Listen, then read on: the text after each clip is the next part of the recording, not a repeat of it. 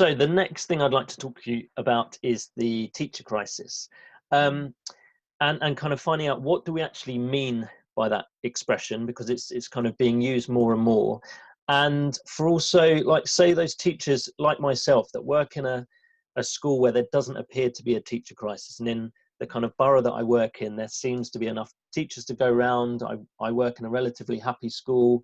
There doesn't appear to be a crisis from my viewpoint. So kind of what has your research shown that proves there's a teacher crisis? What does it mean for there to be a teacher crisis, and what are the causes?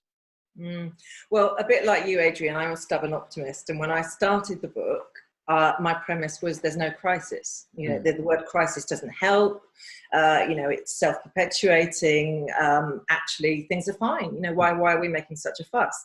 And then I started to dig, and there was some really quite humbling, quite shocking, and quite depressing stuff that I found out. And when I wrote the chapter of the book about the teacher crisis, it was incredibly difficult to write, because it was almost as if I was living these horrors. And I use the word horrors quite deliberately.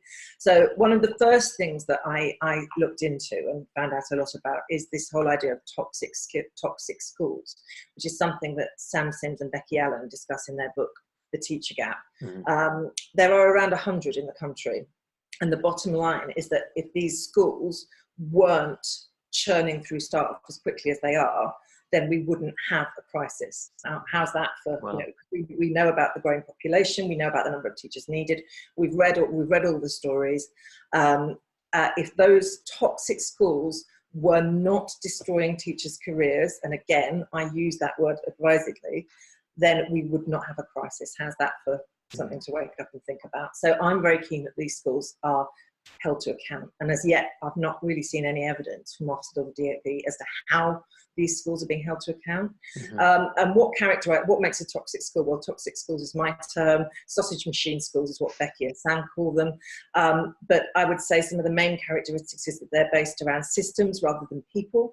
So some of my research participants have talked about meetings which go on for hours and hours and hours, in which not a single student is discussed. It's all policies and graphs and everything else. They tend to be quite rigid in their routines. Staff are often ranked in order of aptitude and ability, and there's a very clear agenda to get rid of those whose face doesn't quite fit. They're also characterised often by something called presenteeism, a phrase which Jill Berry passed on to me. And presenteeism, we've all seen it, is that pressure to be the first at work and the last to leave. So these schools will often actually be open until 10 o'clock at night. I don't know about your school, but my school closes at 6 most nights. And it's quite common to see the car park pretty much empty by 5. And that's fine, because actually if you're doing your job, don't care when, where, how you're doing it, if you're getting it done, that's fine.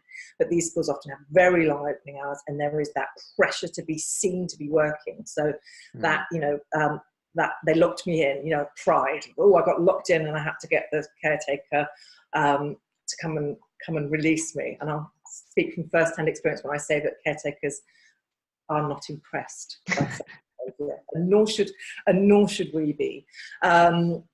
These schools will also be characterised by high levels of staff absenteeism, which isn't surprising when we think about it, because actually when teachers feel ground down, they start to take time off. And this links into something else that, you know, I started off with my Pollyanna view of teaching. And I did a survey, and 3,604 teachers responded. And some of these statistics really woke me up. So I'm just looking down at my book now to look at it. 52% of the teachers who responded would strongly disagree with the statement, my workload is manageable. 82% of the respondents said they experience anxiety directly related to their job. 82%. So that's regularly experiencing anxiety. 54% said they experienced depression directly related to the job. 31% would have taken medication for depression or anxiety. That's almost a third of teachers. And get this one, 34% would have had to take time off work as a result of stress or poor mental health directly related to work. So if that's not a crisis, Yeah. I don't know what is. And these are, I have a colleague who works in research, and she always says to me, well, how do they compare with national figures? And they are significantly higher.